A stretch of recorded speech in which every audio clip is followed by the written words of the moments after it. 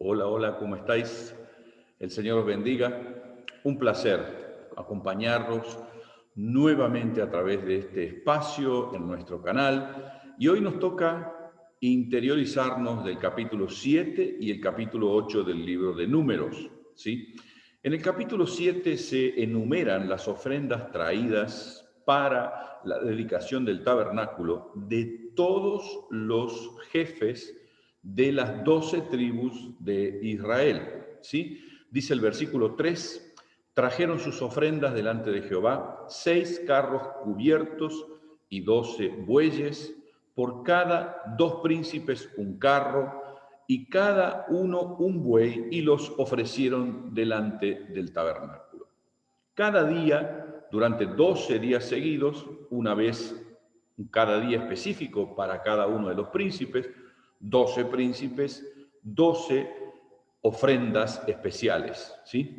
Y es interesante el hecho de que se cierra el capítulo mencionando la cantidad de bueyes, de utensilios de oro, cantidad de plata, y todos llevaron lo mismo. Y a veces uno se pregunta, pero si todos llevaron lo mismo, ¿para qué mencionar que Juan trajo 5 camellos, 2 vacas y 3 corderos? Y Pedro trajo 5 camellos, 2 vacas, y no poner Juan, Pedro, Eva, trajeron, como lo haríamos nosotros en nuestra cultura. No.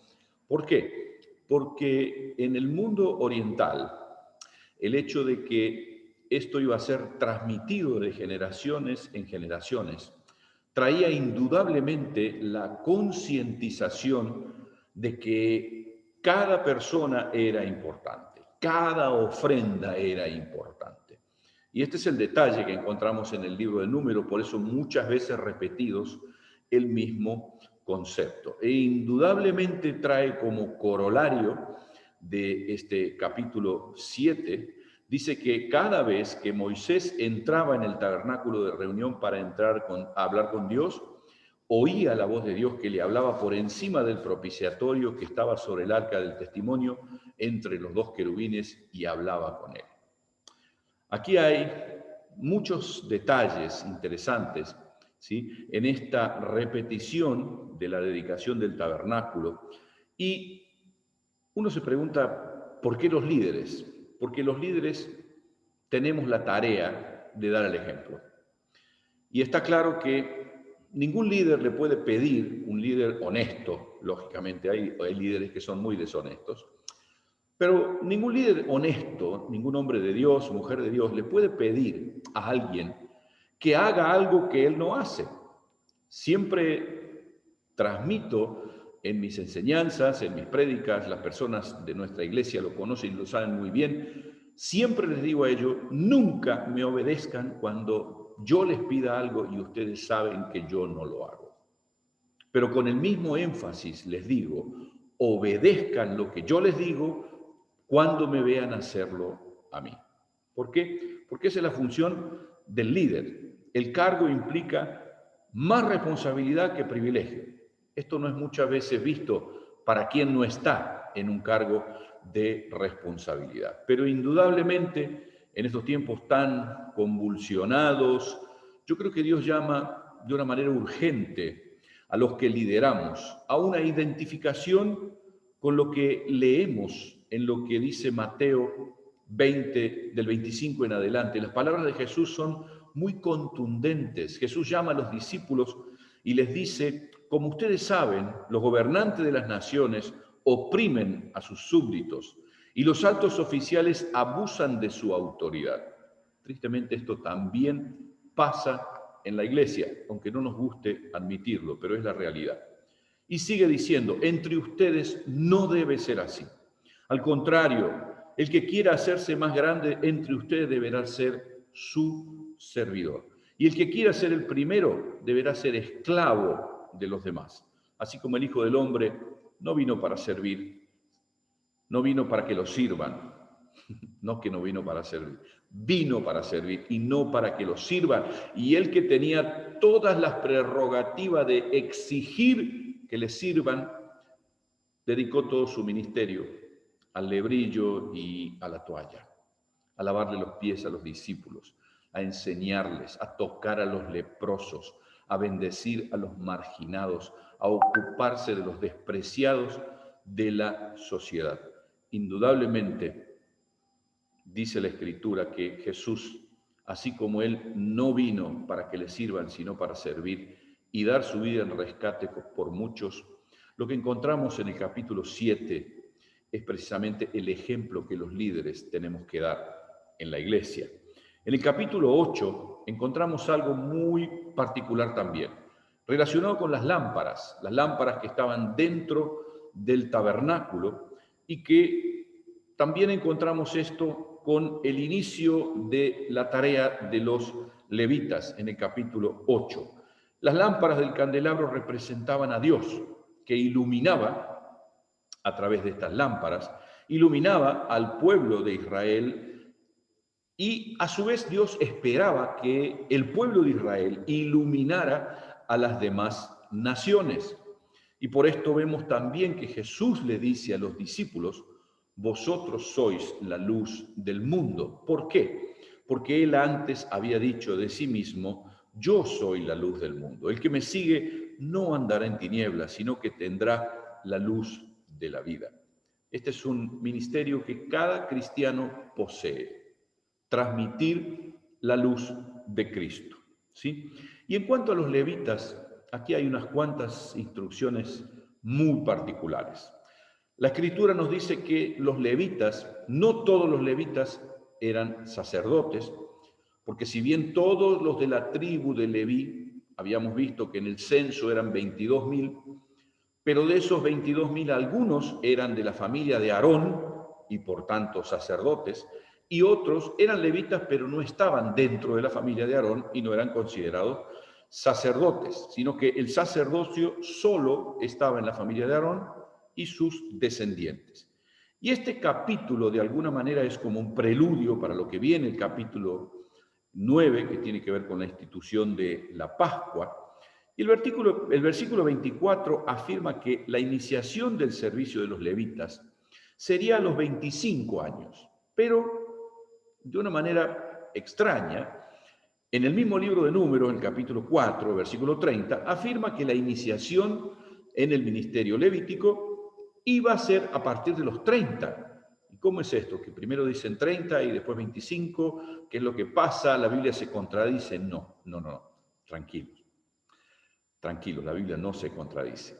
Lo que sí enseña la Escritura aquí es que como el sacerdocio debía ser ejercido por hombres desde los 30 y hasta los 50 años, los jóvenes comenzaban desde los 25 a ser capacitados por aquellos que ya habían alcanzado los 50 años ejerciendo el ministerio. Y esto muestra algo realmente muy particular en la vida de la iglesia. Digo esto ¿por qué?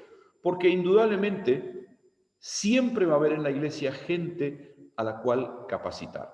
Y la verdad es que en este tiempo en la iglesia sobran profetas, sobran apóstoles, sobran arcángeles y un montón de nombres extraños, pero siempre mi clamor es: Señor, danos padres en la iglesia.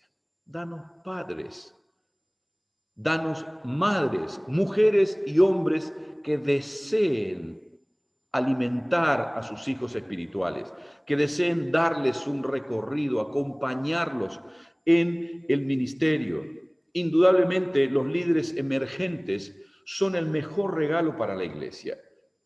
Y los que somos un poquito más maduritos, ¿sí?, debemos cuidarlos, debemos atenderlos, debemos estar atentos a cuáles son sus necesidades. ¿Por qué? Porque ellos son los líderes del mañana. Y no debemos utilizarlos simplemente como para que hagan lo que nosotros necesitamos. No, debemos capacitarlos, debemos darle la confianza necesaria, acompañarles en su desarrollo de manera tal de que ellos, cuando les toque obrar, hayan visto en nosotros un buen ejemplo.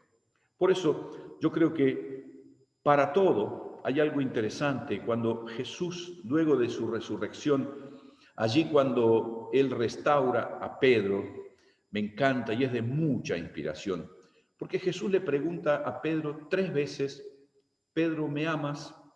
Y aquí hay un principio fundamental para el discipulado, ¿sí? El discipulador debe amar a su discípulo y el discípulo debe amar a su discipulador. ¿Por qué? Porque la relación con Dios es una relación de amor. Y está claro que para que alguien reciba una enseñanza, para que alguien reciba aún una reprensión, la debe recibir desde el amor y no desde el temor. No es que si tú no haces lo que yo te digo, yo te voy a castigar, yo te voy a hacer pagar el precio y todas esas cosas que a veces se dicen. Nada más lejos de eso. Nada más lejos de eso. ¿Sí? El discípulo debe amar a su maestro, pero es el maestro el que debe proponer una relación amorosa, una relación de transparencia, una relación de confianza. Nunca me voy a cansar de repetir que la autoridad espiritual no se ejerce, se otorga, ¿sí? Quien no quiere ser discipulado, nunca va a ser discipulado. Podrá ser enseñado, pero discipulado no. Y quien realmente ama y respeta a sus pastores, a sus líderes, esa persona recibe la gracia de ser discipulado con el Evangelio. Los líderes emergentes, yo veo ahí que Jesús hace un juego de palabras con las personas de la iglesia y le dice a Pedro, Pedro, ¿me amas? La primera vez, y Pedro le dice, sí.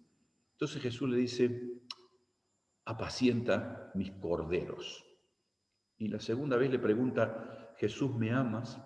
Y Pedro le dice, sí, Señor, tú sabes que te amo. O sea, apacienta mis ovejas. Y una tercera vez le pregunta, Pedro, ¿me amas? Y Pedro le responde, sí, Señor, tú sabes que te amo. Entonces Jesús le dice, alimenta mis ovejas. Y aquí hay un juego de palabras. ¿Por qué? Porque los corderos necesitan simplemente ser alimentados, ¿sí? Guiados hacia dónde tienen que ir. Y las ovejas necesitan mucha más atención.